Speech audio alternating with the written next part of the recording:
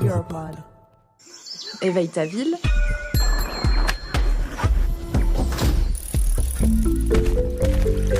Le podcast des initiatives écologiques et sociales des territoires en transition. Vous voulez contribuer à protéger la planète, mais vous ne savez pas par où commencer? Vous êtes au bon endroit. Je m'appelle Hildegarde. Et moi, c'est Kelly. Nous sommes journalistes et pendant 5 mois, on a parcouru l'Europe en transport en commun. Notre objectif, documenter des solutions concrètes pour faire face aux crises écologiques et sociales et leur permettre de traverser les frontières. De l'Allemagne au Portugal, en passant par l'Italie, l'Espagne et la Roumanie, on vous emmène à la rencontre de citoyens, d'associations, de chercheurs, d'entreprises et d'institutions qui façonnent les villes de demain. Dans ce 10e épisode, nous sommes toujours à Salamanca, en Espagne. Après nous être intéressés à cette ville pionnière en matière d'écologie urbaine, passons du côté économique de la force.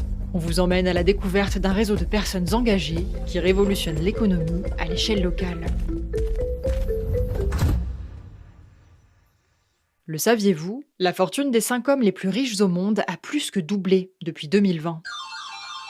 Et pendant que les milliardaires ont augmenté leur patrimoine durant la pandémie, la richesse cumulée de près de 5 milliards de personnes, elle, a baissé.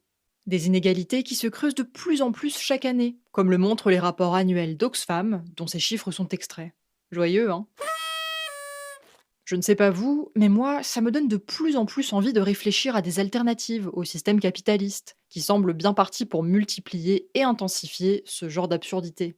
Imaginez une communauté où l'on pourrait échanger des biens, des services et des connaissances sans utiliser le moindre euro. Un groupe où chacun pourrait contribuer à hauteur de ses compétences et bénéficier du savoir des autres. Où il n'y aurait pas de question de celui qui a tout peut tout s'offrir et celui qui n'a rien ne peut rien faire. Kelly et moi, on a trouvé une communauté qui fonctionne sur ce modèle. Son nom, EcoRed. Créée à Salamanca en 2013, elle regroupe des personnes désireuses de consommer autrement. Elle compte environ 60 membres, avec un noyau dur d'une vingtaine de personnes. Leur outil, pour effectuer des transactions, c'est l'Eco, une monnaie locale qu'ils ont créée spécialement pour être utilisée au sein de leur communauté. Martine Piola en est l'un des membres fondateurs. Les yeux rieurs et les cheveux poivre et sel, ce quarantenaire nous en dit plus sur leur système économique atypique. Dans notre communauté, il y a Pavel et Maya, un couple d'agriculteurs qui travaillent en bio. Si on veut leur acheter des tomates, on peut le faire avec notre propre monnaie locale, l'éco. De mon côté, je tiens une école de théâtre et les élèves peuvent aussi me payer en éco. Si je résume, l'un des fermiers peut gagner des échos grâce à ses récoltes, puis utiliser cette monnaie pour apprendre le théâtre avec moi. C'est comme ça qu'on réalise des transactions sans utiliser aucun euro. À EcoRed, il n'y a pas non plus d'agio, ces intérêts et commissions que les banques prélèvent quand on est à découvert.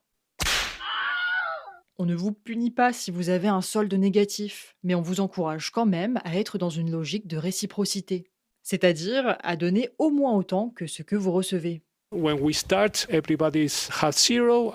début, chaque nouveau membre commence avec 0 éco sur son compte. Si vous rejoignez le réseau et que vous achetez du savon à une créatrice de produits de soins naturels, elle va vous facturer, disons, 3 échos. La créatrice a donc 3 échos sur son compte. Vous êtes à moins 3. La limite qu'on peut atteindre en négatif, elle est fixée à moins 100. Quand vous rejoignez la communauté, on vous fait confiance. On vous permet d'avoir un solde négatif si vous souhaitez acheter des choses, mais on vous encourage surtout à participer, à cuisiner des repas pour les autres, à donner des cours. On aide chaque membre à identifier comment il pourrait contribuer à hauteur de ses capacités pour obtenir à son tour des échos.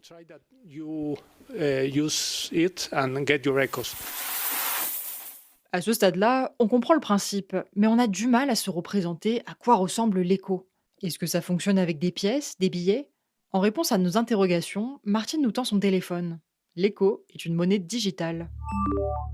Imagine you want to pay a month of a theater course. You may say 40. Imaginons que vous vouliez m'acheter un mois de cours de théâtre.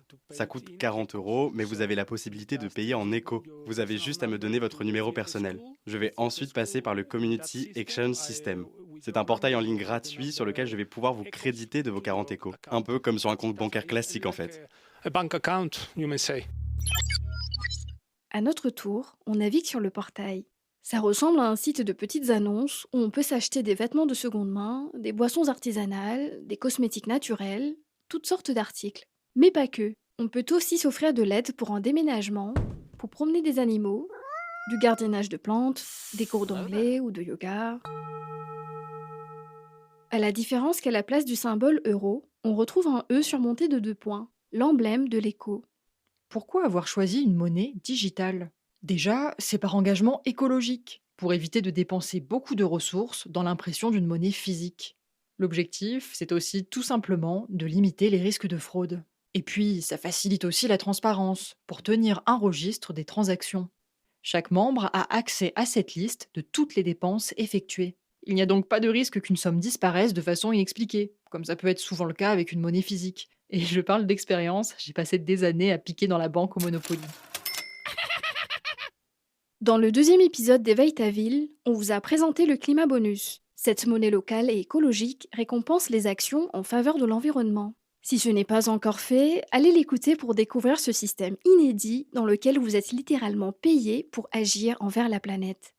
Bref, tout ça pour dire que l'éco, c'est un peu différent. Ici, on est sur une monnaie autant écologique que sociale. De plus, elle a été créée et implantée dans une logique horizontale, par des citoyens et pour des citoyens, et non par la municipalité. Martine nous rappelle tout ce que ça implique. Well, social currency, first of all, Une monnaie locale, ça signifie d'abord qu'on ne peut acheter des produits qu'à ses voisins, entre guillemets. On l'utilise pour des échanges entre les personnes qui vivent dans la région, à Salamanca, et aussi dans les villes proches. Le deuxième avantage, c'est qu'on n'a pas besoin de dépendre du système de prêt et d'intérêt classique quand on invente sa propre monnaie. Pas besoin de se reposer sur la Banque Centrale Européenne, par exemple. On crée ses propres règles. Mais l'objectif n'est pas seulement économique, il est aussi social. C'est une devise qui nous permet d'acheter des biens et des services éthiques pour lesquels on garantit qu'aucun travailleur n'a été exploité. Et puis, l'éco nous sert aussi à financer des projets écologiques. to expand. We have social issues. We don't want labor exploitation. Effectivement, Ecored a mené plusieurs projets d'entrepreneuriat rural. Par exemple, en 2015, la communauté s'est vue confier un vignoble abandonné dans une commune de la province de Salamanca. Il faut savoir qu'en Europe, beaucoup de sites agricoles sont progressivement délaissés, à mesure que les entreprises se tournent vers une main-d'œuvre moins chère à l'étranger. Ecored a donc entretenu et vendangé ses vignes. Avec le raisin obtenu, les membres ont fabriqué du mosto, un jus de raisin qu'ils ont ensuite vendu en éco. If you don't take up a vineyard in a few years, it doesn't serve for anything. Si personne ne s'occupe des vignes pendant plusieurs années, les plants vont s'abîmer et la culture trouvera difficilement repreneur. En vendant des jus, nous avons réalisé des bénéfices pour la communauté, mais ça a surtout permis d'aider à maintenir une agriculture traditionnelle dans une zone confrontée à des problèmes de dépeuplement. Depuis, chaque année, Ecored apporte un soutien important en éco au projet de vignoble pour assurer sa rentabilité. Support in social currency. Toujours sur l'aspect écologique, l'idée, avec cette monnaie locale, c'est de consommer des biens qui n'ont pas eu besoin de faire des centaines, voire des milliers de kilomètres pour venir jusqu'à nous. Oui, en achetant local, on a un bilan carbone moins lourd que ce qu'on peut acheter sur Amazon aux 4 coins du monde. L'éco, lui, encourage une économie circulaire, de proximité et qui favorise la décroissance. On a compris que cette monnaie permet d'impulser des projets sur le territoire de façon flexible et autogérée, en créant un sentiment de communauté. Mais avec Hildegarde, on se demande si c'est vraiment productif de s'isoler avec sa propre devise, utilisable dans son propre groupe de taille réduite en marge de l'euro. En discutant un peu plus avec Martine, on comprend qu'Ecored ne s'isole pas totalement du système économique général. D'abord, l'éco est indexé sur l'euro. Un éco est égal à 1 euro. Ensuite, les prix pratiqués par les membres de la communauté sont aussi alignés sur les prix du monde extérieur. Autrement dit, si un kilo de tomates coûte, disons, 2 euros au marché du coin, on conservera cette échelle de prix à l'intérieur du groupe. Idem, une heure de travail doit être rémunérée entre 8 et 12 échos, le salaire horaire minimum en Espagne étant autour de 8 euros. De cette façon, Ecored ne peut être accusé de concurrence déloyale. Et puis, comme la communauté ne réunit que quelques dizaines de personnes, les banques sont loin de considérer l'éco comme une menace. Alors c'est quoi l'intérêt d'utiliser l'éco au final ? Eh bien, contrairement à l'euro, l'éco ne peut pas créer d'inflation ou de déflation. Les échanges ne sont soumis à aucun taux d'intérêt et le système est totalement transparent.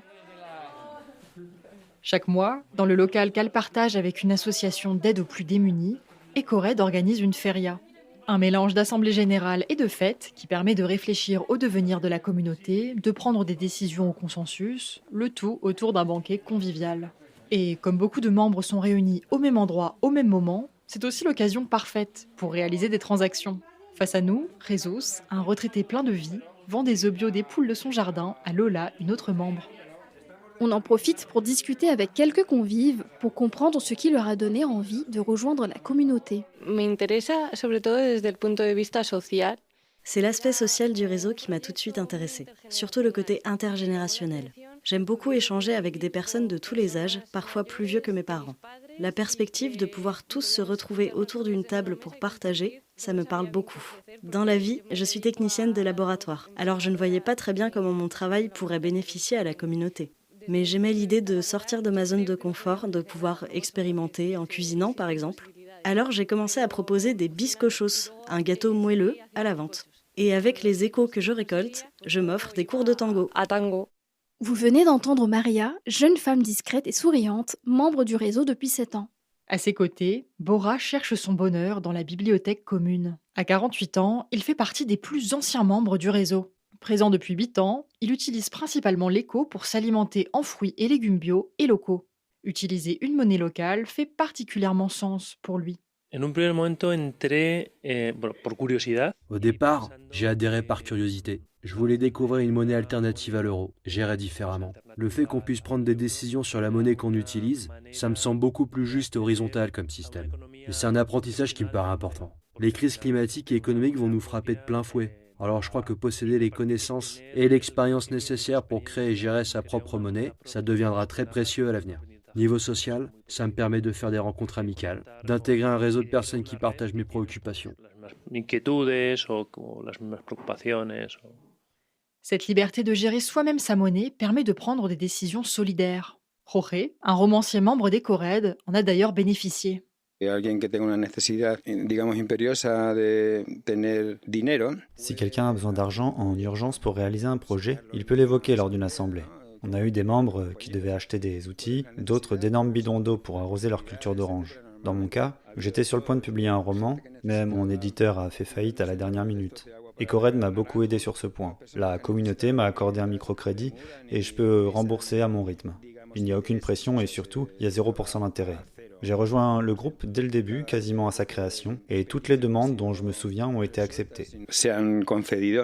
Autre point intéressant, Jorge fait partie d'un petit groupe de membres qui s'engagent pour donner une seconde vie aux objets et éviter le gaspillage de ressources.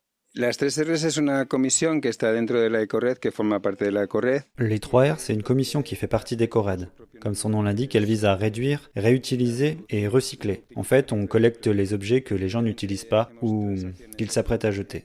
On récupère des livres, des films, des ordinateurs, des ustensiles de cuisine et surtout beaucoup de vêtements. La plupart de ces objets sont en parfait état. Ensuite, on leur fixe un prix, toujours le plus bas possible, et on les présente à chaque feria. Bien sûr, on effectue les transactions en éco, notre monnaie sociale. Ces ventes contribuent à payer le loyer de notre local. Para el alquiler del local. Effectivement, le local des 3R croule sous les portants de vêtements. À côté d'une robe vendue pour la modique somme de 3 échos, on retrouve Rosa, couturière, également membre de cette commission. Bueno, pues en la Ecored hacemos intercambio de artículos y he colaborado varios meses con las 3R. Ça fait quelques mois que je collabore avec les 3R.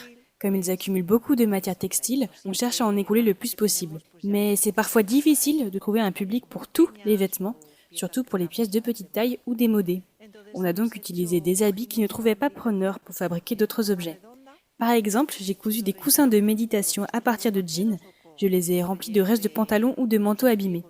On a aussi utilisé des cravates et des pinces à cheveux pour créer des chapeaux type turban. Pues le meto un alambre y las usamos para el pelo, tipo turbante. En plus de remettre en état et de transformer les vêtements, Rosa donne aussi des cours de couture aux membres de la communauté. Elle les monnaie, bien sûr, en éco. L'un des principaux défis pour Ecored, c'est de se faire davantage connaître pour intéresser de nouveaux membres. Le Covid a beaucoup impacté le dynamisme de cette communauté en interdisant leur rassemblement. Le réseau cherche donc un nouveau souffle qui permettrait aussi de susciter davantage de transactions. L'objectif à long terme, ce serait d'atteindre une forme d'autosuffisance, où les membres pourraient acheter de quoi satisfaire leurs besoins, s'instruire et se divertir au maximum en interne. Cependant, la communauté en est encore très loin, et n'a pas non plus pour objectif d'isoler ses membres des activités sociales accessibles en ville.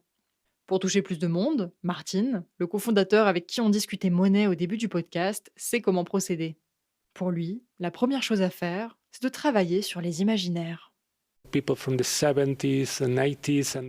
Les mouvements écologistes des années 70 et 90 nous ont appris une chose. Pour convaincre, il faut transformer les perceptions négatives autour de l'écologie. Il faut démontrer qu'on peut consommer autrement et être heureux en même temps. Si les gens pensent que mieux et moins consommer, ça rime avec souffrance et privation, ils ne changeront rien à leur mode de vie. Il faut proposer des alternatives heureuses. La réalité de beaucoup de gens, c'est aller au travail, rentrer en passant par le supermarché, acheter des bières avec son petit argent, se poser sur le canapé devant la télé et recommencer le lendemain. Nous, les personnes engagées pour l'environnement et le social, on doit leur proposer mieux. On doit leur proposer un horizon plus intéressant que Netflix. Et pour ça, le mieux qu'on puisse faire, c'est faire ce qui nous rend heureux.